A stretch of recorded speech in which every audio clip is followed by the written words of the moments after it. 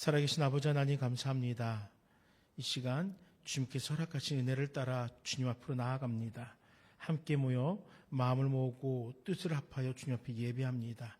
이 예배 가운데 주님을로 기뻐받아 주시옵소서.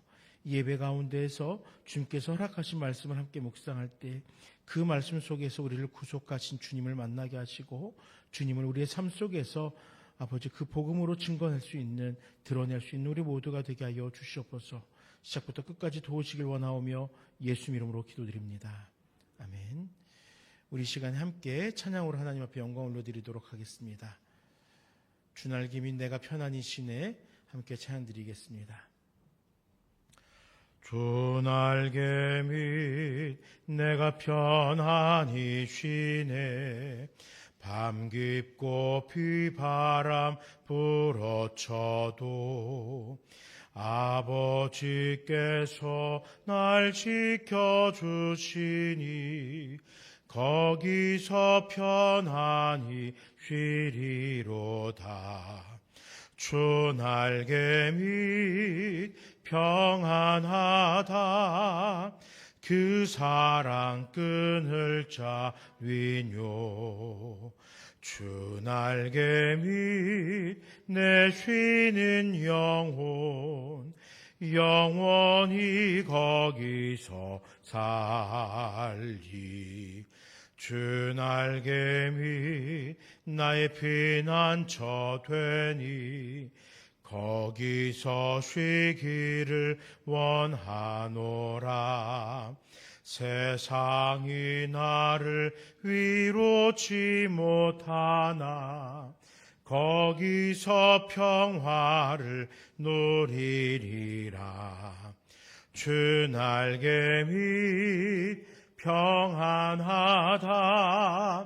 그 사랑 끊을 자 위뇨. 주 날개 밑 내 쉬는 영혼 영원히 거기서 살리. 주 날개 밑 참된 기쁨이 있네. 고달픈 세상길 가는 동안 나 거기 숨어 돌보심을 받고 영원한 안식을 얻으리라. 주 날개 밑 평안하다. 그 사랑 끊을 자 위뇨.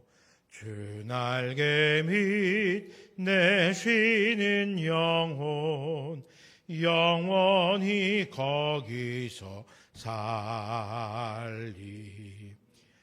주 사랑하는 자 다 찬송할 때에 그 보좌 앞에 둘러서 그 보좌 앞에 둘러서 큰 영광 돌리세. 큰 영광 돌리세. 저 밝고도 묘한 시온 성 향하여 가세. 내 주의 찬송하며 올라가세. 주 믿지 않는 자 다 찬송 못하나. 하나님 자녀 된 자들 하나님 자녀 된 자들 그 기쁨 전하세. 그 기쁨 전하세. 저 밝고도 묘한 시온성 향하여 가세 내 주의 찬란한 성에 찬송하며 올라가세. 저 하늘 황금길 나 올라갈 때에 시온성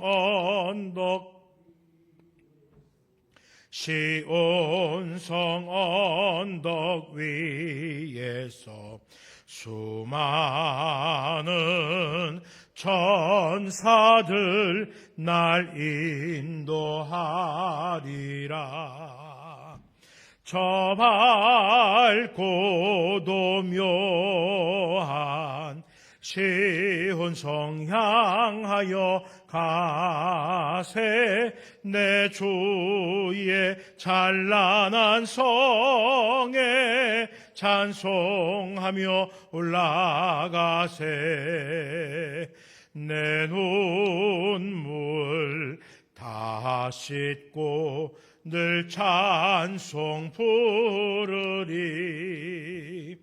저 임마누엘 주 앞에 저 임마누엘 주 앞에 나 영광 누리리. 나 영광 누리리.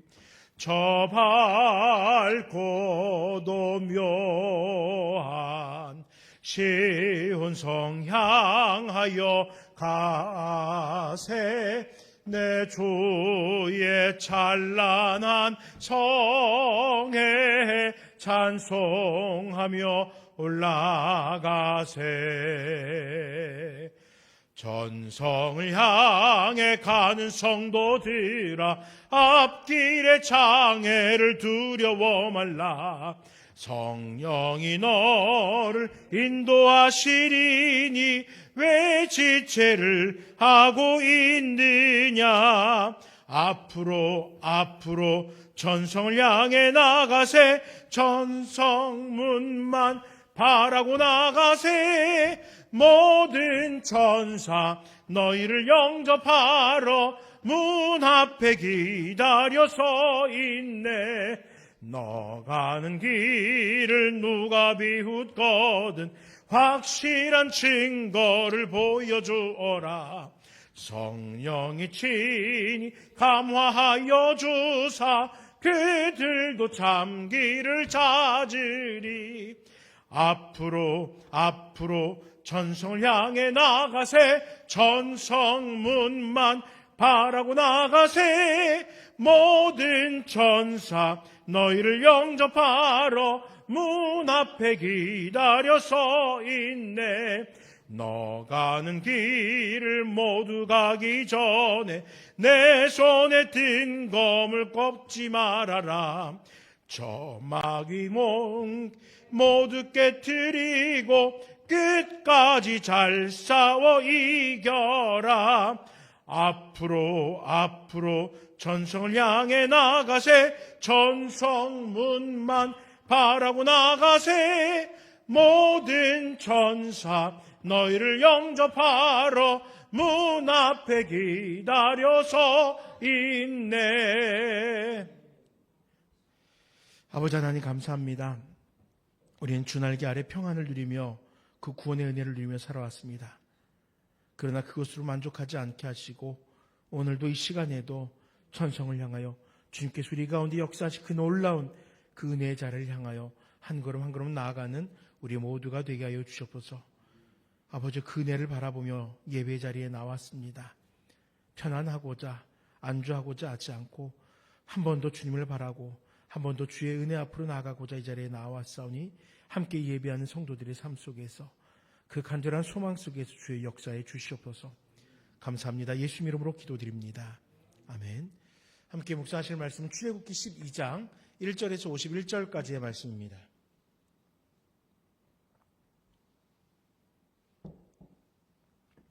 출애굽기 12장 1절에서 51절 구약성경 98쪽에 위치합니다. 한 절씩 교독하도록 하겠습니다. 여호와께서 애굽 땅에서 모세와 아론에게 일러 말씀하시되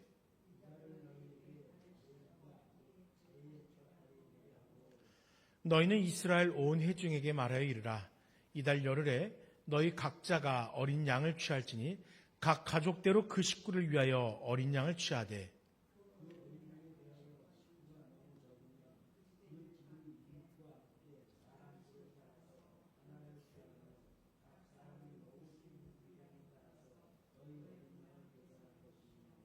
너희 어린 양은 흠없고 1년 된 수컷으로 하되 양이나 염소 중에서 취하고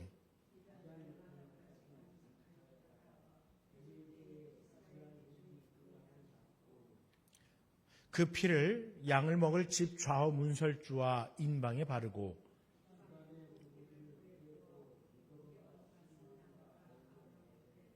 날 것으로나 물에 삶아서 먹지 말고 머리와 다리와 내장을 다 불에 구워 먹고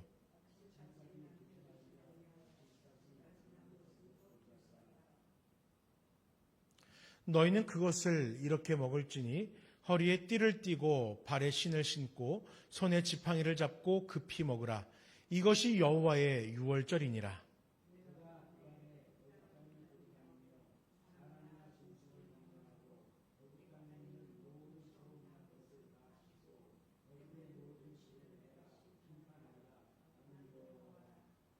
내가 애굽 땅을 칠 때 그 피가 너희가 사는 집에 있어서 너희를 위하여 표적이 될지라. 내가 피를 볼 때 너희를 넘어가리니 재앙이 너희에게 내려 멸하지 아니하리라.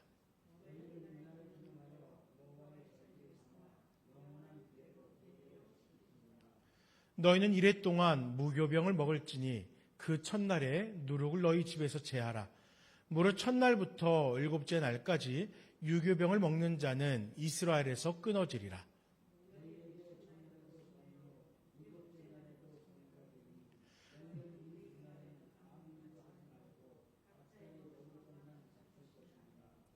너희는 무교절을 지키라. 이날에 내가 너희 군대를 애굽 땅에서 인도하여 내었음이니라. 그러므로 너희가 영원한 규례로 삼아 대대로 이 날을 지킬지니라.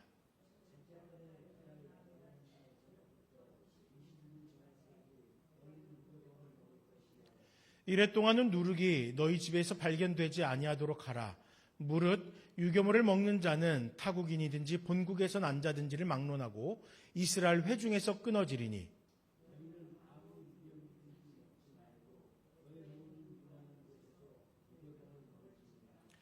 모세가 이스라엘 모든 장로를 불러서 그들에게 이르되 너희는 나가서 너희의 가족대로 어린 양을 택하여 유월절 양으로 잡고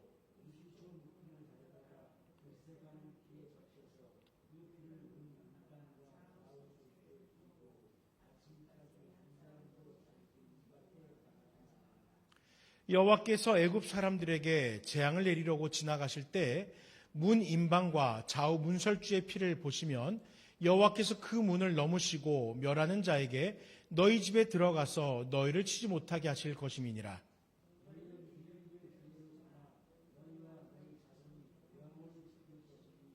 너희는 여호와께서 허락하신 대로 너희에게 주시는 땅에 이를 때 이 예식을 지킬 것이라.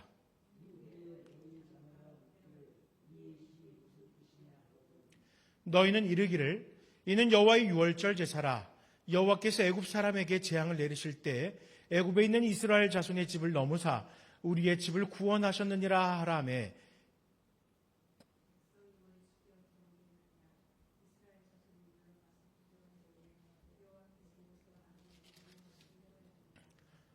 밤중에 여호와께서 애굽 땅에서 모든 처음 난 것 곧 왕위에 앉은 바로의 장자로부터 옥에 갇힌 사람의 장자까지와 가축의 처음 난 것을 다 치심에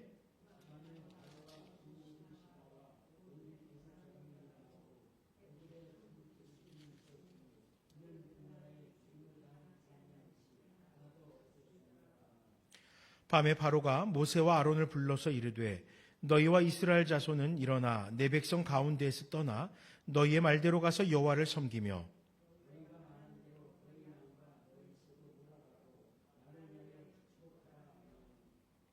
애굽 사람들은 말하기를 우리가 다 죽은 자가 되도다 하고 그 백성을 재촉하여 그 땅에서 속히 내보내려 하므로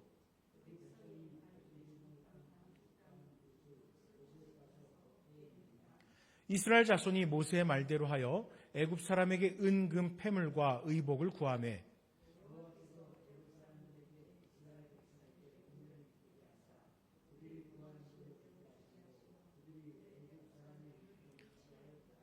이스라엘 자손이 라암셋을 떠나서 숫곳에 이르니 유아 외에 보행하는 장정이 60만 가량이요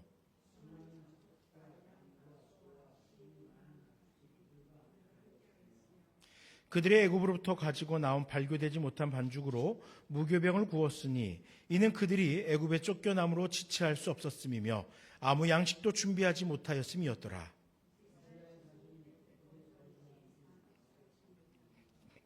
430년이 끝나는 그날에 여호와의 군대가 다 애굽 땅에서 나왔은즉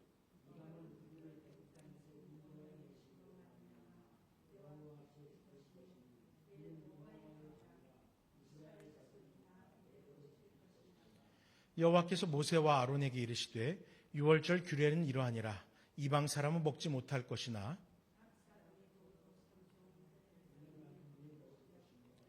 거류인과 타국 품꾼은 먹지 못하리라.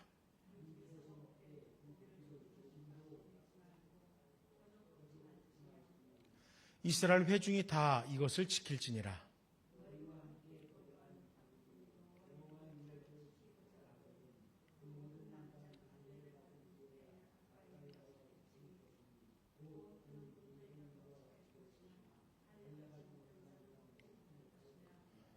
본토인에게나 너희 중에 거류하는 이방인에게 이 법이 동일하니라 하셨으므로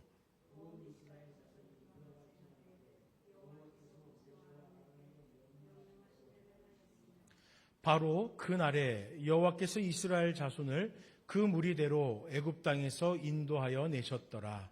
아멘.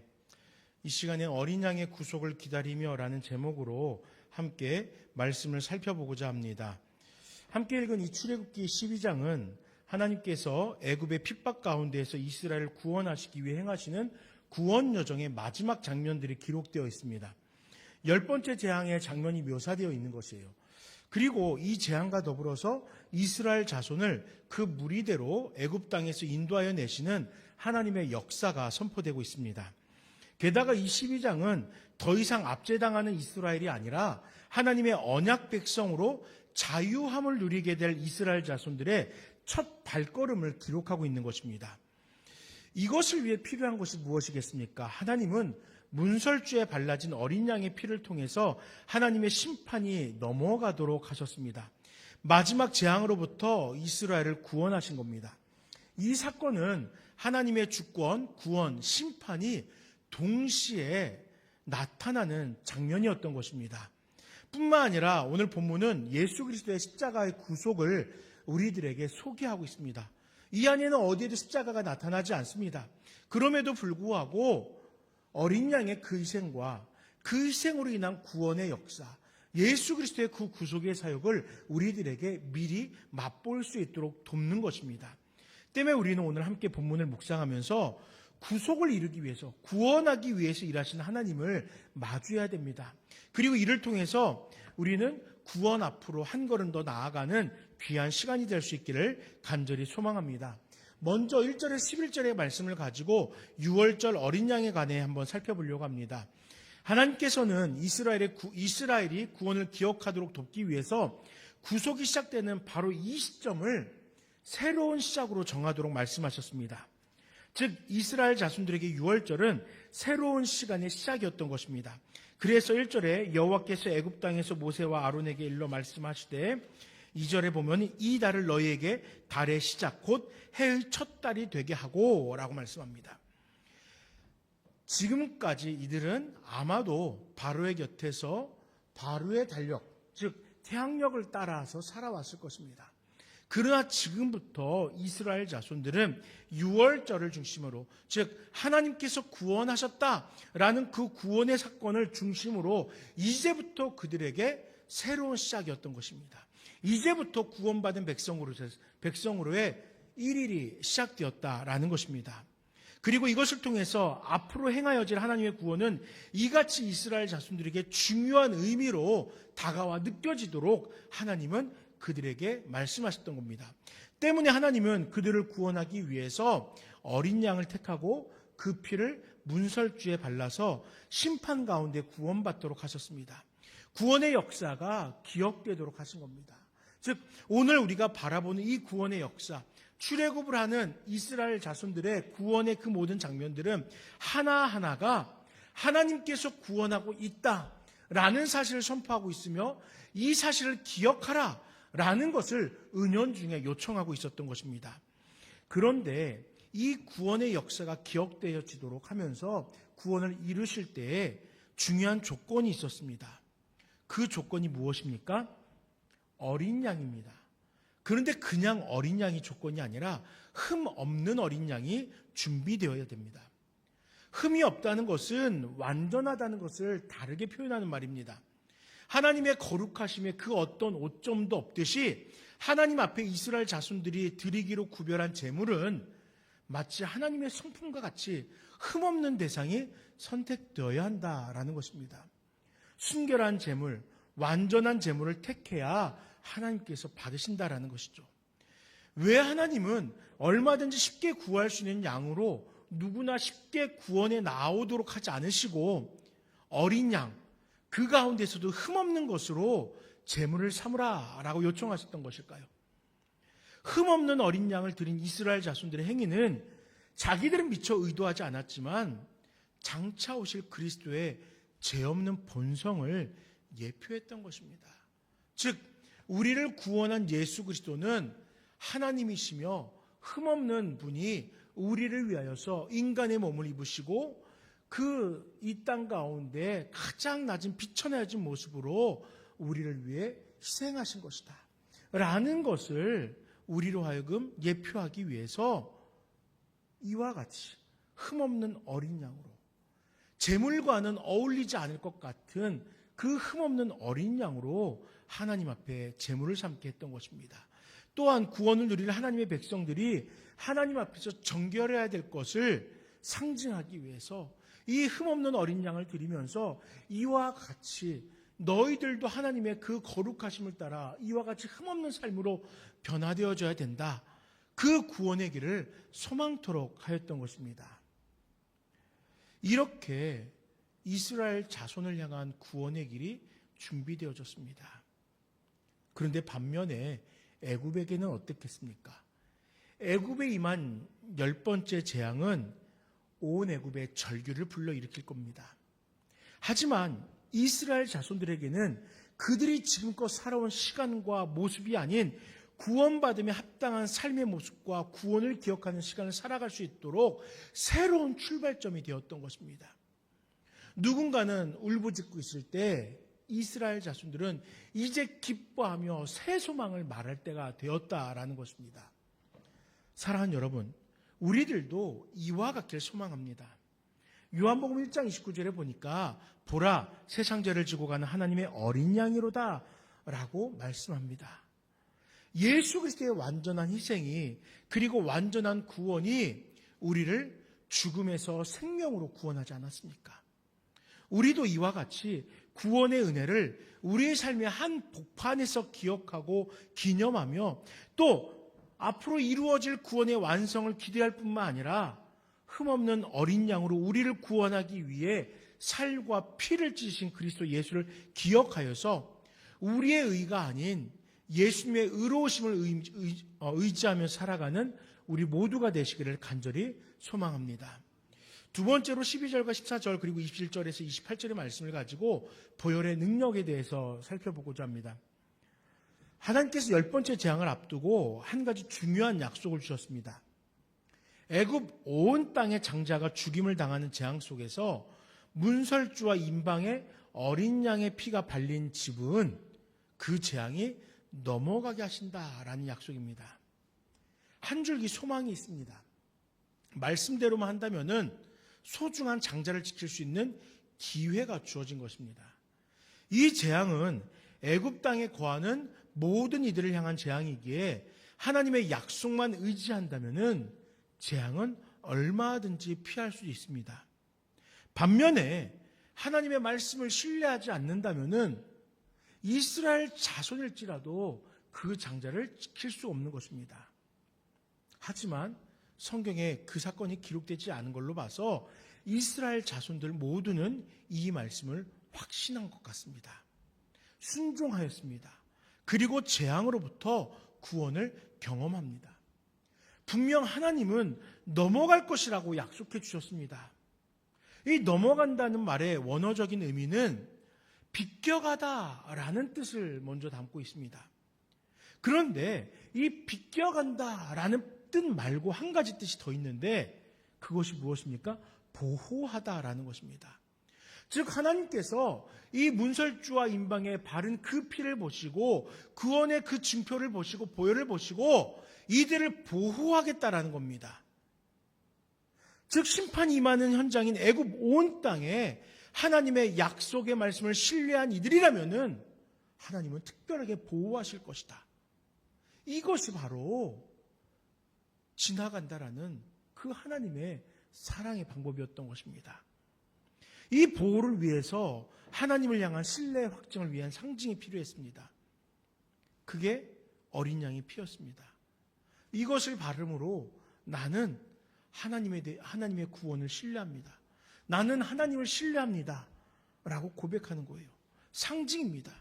또한 하나님의 그 구원에 대한 간절한 소망이기도 합니다. 이거 바르지 않으면요, 보호하심을 받을 수 없어요.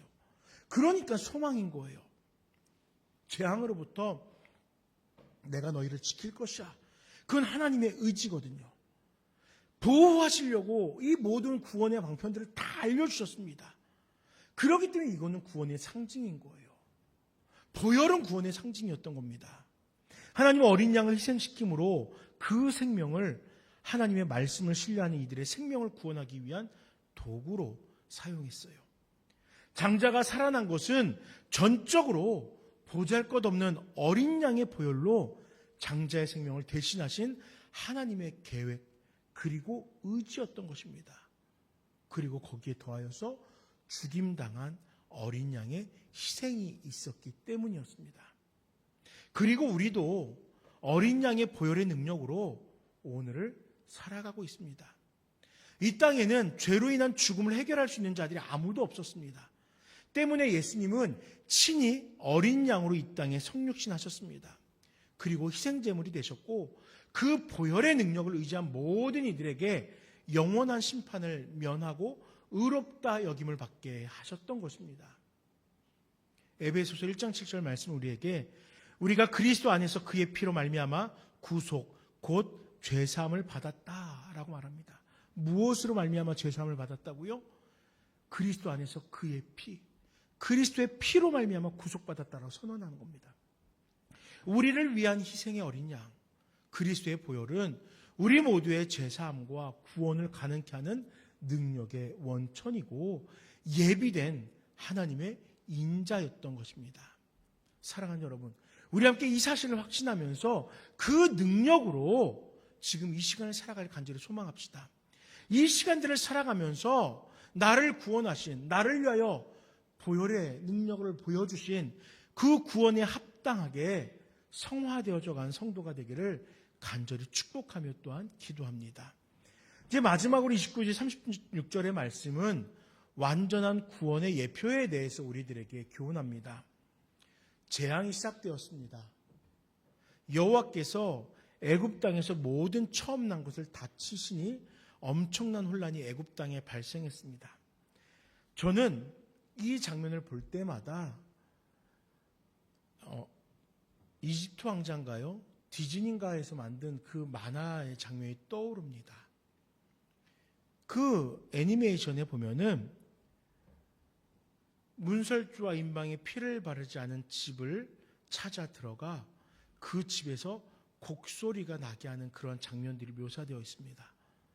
검은색의 그런 형체가 집을 넘어다닙니다. 그러면서 문설주에 피가 있는 집은 지나칩니다. 그것이 없는 집에 들어가고 들어가는 즉시 너무나도 제 뇌리에 깊이 박히도록 애니메이션에도 불구하고 절규하는 소리가 그 안에서 나왔습니다. 애굽 땅에 처음 난 것, 하나님을 신뢰하지 않고 그 구원 앞에 나아가지 않은 모든 것을 다 멸하신 것입니다. 엄청난 혼란, 절규가 그 자리에 있었을 것입니다.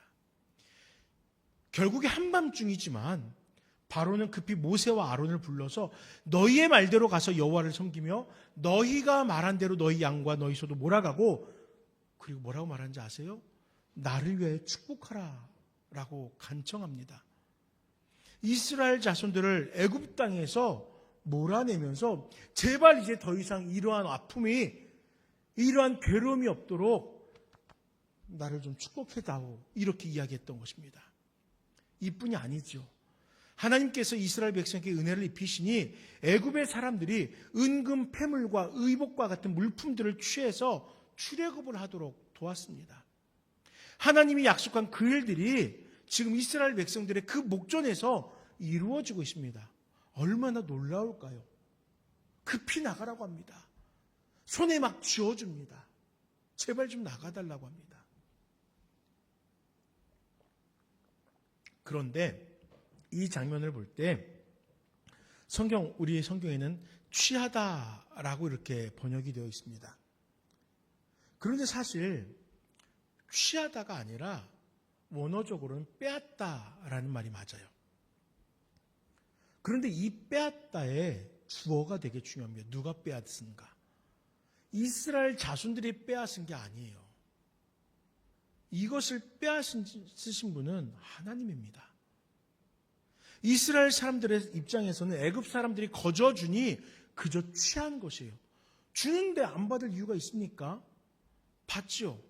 하지만 애굽 사람들의 입장에서는 전능자의 손이 그들의 장자를 쳐 죽게 하였고 그 재앙의 두려움에서 더 이상 견딜 수 없게 했어요.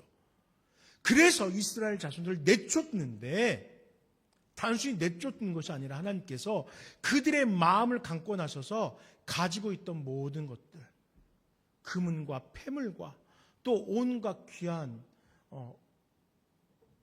그런 실과 또 천들 등등, 훗날 광야 생활을 하기 위해 필요한 모든 것들을 내어주게 한 것이에요. 하나님이 뺏어서 이스라엘 자손의 손에 쥐어주셨던 것입니다.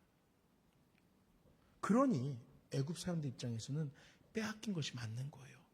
그러나 애굽이 아닌 이스라엘 자손의 입장에서는 취한 것입니다. 하나님은 이스라엘의 구원과 그들의 앞날의 삶을 위해서 지난날의 아픔과 눈물을 위로하셨고 애굽 사람들의 온갖 귀한 것들을 빼앗아서 이스라엘 백성들에게 나눠주셨어요.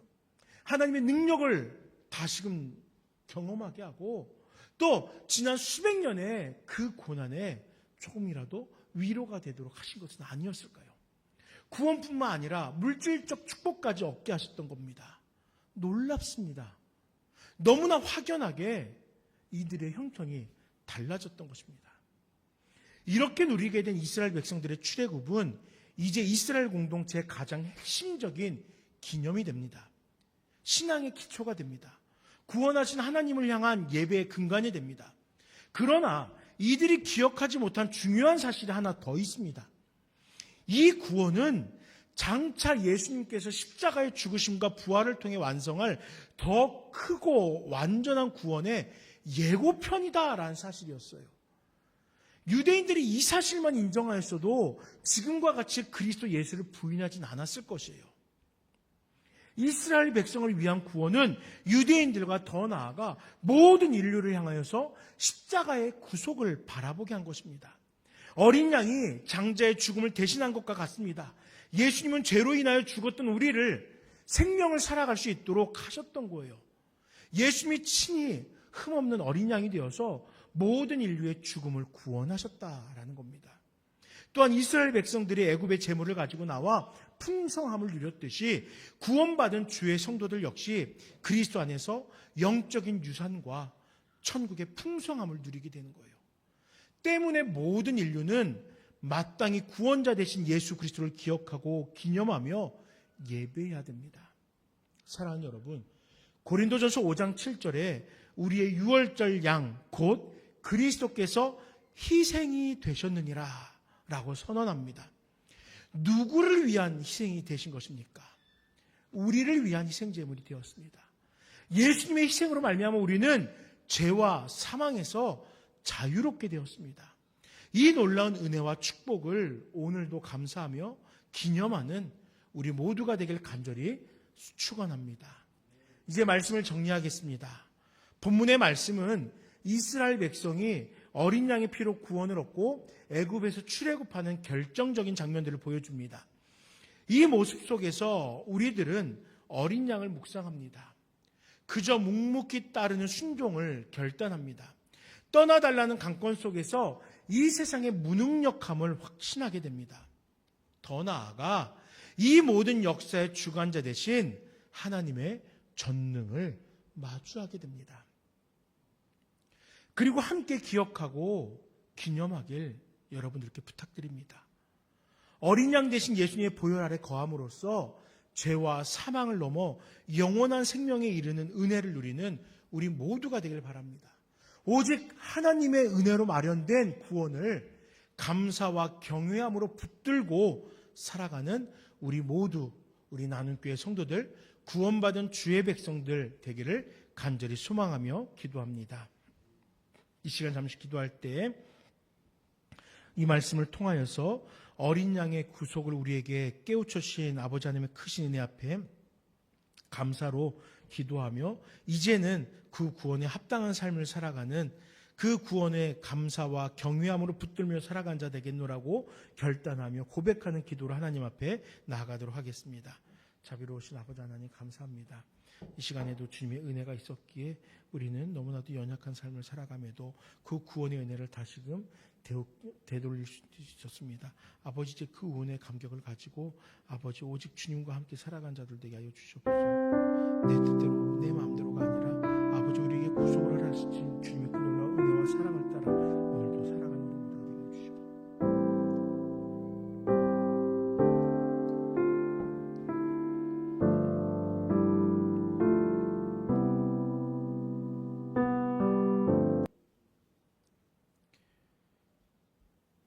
거룩하신 하나님 아버지, 흠없는 어린 양이 우리에게 구원을 알려주었습니다. 그리고 십자가에 죽으신 예수 그리스도의 보혈은 지금 우리를 죄 가운데서 구원하여 주셨습니다. 너무나 간단한 이 이야기를 왜 믿지 못하고, 왜 고백하지 못하고, 왜 증거하지 못하는 것일까요? 우리 이 시간 이 말씀을 통해서 너무나 단순한 이 구원의 역사가 지금 우리의 삶을 얼마나 크게 변화시켰는지 다시금 깨우치며 담대히 나아가 그 복음을 증거하는 우리 모두가 되게 하시고 우리를 구원하신 그 십자가의 그리스도 주 앞에서 겸손함으로 예배한 자들 되게 하여 주시옵소서. 감사합니다. 예수님의 이름으로 기도드립니다. 아멘. 주 예수 그리스도의 은혜와 아버지 하나님의 크고 놀라우신 사랑과 성령 하나님의 역사하심이 이 시간 어린 양의 구속을 바라보며 그 구속이 완전히 이루어질 그날을 소망하는 이 땅의 모든 믿는 자들의 삶 속에 영원토록 함께 있을지어다. 아멘.